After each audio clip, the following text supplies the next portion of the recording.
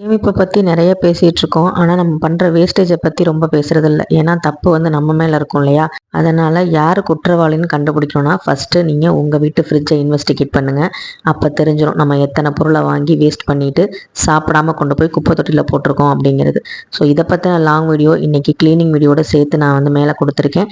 Savings வந்து பண்ணணும்னு நினைக்கிறவங்க இந்த மாதிரி விஷயங்களையும் கவனிச்சிங்கன்னா இன்னும் நீங்கள் அதிகமாக சேமிக்க முடியும். இதை பற்றின டீட்டெயிலான வீடியோ இந்த வீடியோவுக்கு மேலே இருக்குது, கண்டிப்பாக செக் பண்ணி பாருங்கள்.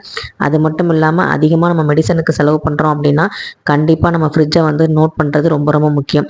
தேவையில்லாத எக்ஸ்பைரிட்டான நிறைய பொருட்களை வாங்கி குமிச்சு வச்சுருப்போம். அதை வந்து யூஸ் பண்ணியிருக்கவும் மாட்டோம். குபேரருக்கு பிடிச்ச ஊறுகாய் நமக்கு பிடிக்குமா அப்படிங்கிறத பார்க்கணும். நமக்கு பிடிச்சா மட்டும்தான் ஊறுகாயை வாங்கணும். அப்படி இல்லைன்னா நம்ம வாங்கவே கூடாது. குபேரருக்கு பிடிக்காது இன்னொரு விஷயம் என்னென்னா செல்வத்தை வந்து வேஸ்ட் பண்ணுறது. ஸோ அந்த மாதிரி வேஸ்ட் பண்ணாமல் இருந்தீங்கனாலே குபேரர்கள் தானாகவே வரும். ஊறுகாயை வாங்கி வச்சா மட்டும் வரப்போகிறதில்ல.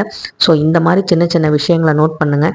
எக்ஸ்பிரி டேட்டை செக் பண்ணுங்கள். குழந்தைங்களுக்கு கொடுக்குற மெடிசன் எல்லாமே வந்து பாருங்கள். எதெல்லாம் டஸ்ட்பினுக்கு போகுது, எத்தனை பொருள் வந்து நம்ம திரும்ப ஃப்ரிட்ஜில் எடுத்து வைக்கிறோம் அப்படிங்கிறத நீங்கள் நோட் பண்ணாலே நம்ம எவ்வளோ வேஸ்ட் பண்ணியிருக்கோம், எவ்வளோ சேவ் பண்ணியிருக்கோங்கிறது தெரிஞ்சிடும். குப்பை தொட்டியிலிருந்து கூட சேவிங்ஸ் பழக்கத்தை வந்து நம்ம கற்றுக்க முடியும். நம்ம வேணான்னு தூக்கி போடுற பிளாஸ்டிக்கும் கண்ணாடி பாட்டிலும் இன்னொருத்தவங்களுக்கு அவங்களுக்கு வருமானத்துக்கு ஈட்டுறதுக்கு ஒரு வழியாக வந்து இருக்குது. ஸோ இந்த உலகத்தில் எதுவுமே வந்து ரொம்ப வந்து மட்டமானதுன்னு கிடையாது. நமக்கு பிரயோஜனம் இல்லாத நிறைய விஷயங்கள் மற்றவங்களுக்கு பிரயோஜனமாக இருந்துக்கிட்டு தான் இருக்குது. ஸோ இந்த குப்பை தொட்டியிலேருந்து சேவிங்ஸ் பழக்கத்தை கற்றுக்கிற ஒன்றும் தப்பு கிடையாது. நீங்களும் உங்கள் ஃப்ரிட்ஜையும் குப்பை தொட்டியும் செக் பண்ணி பாருங்கள்.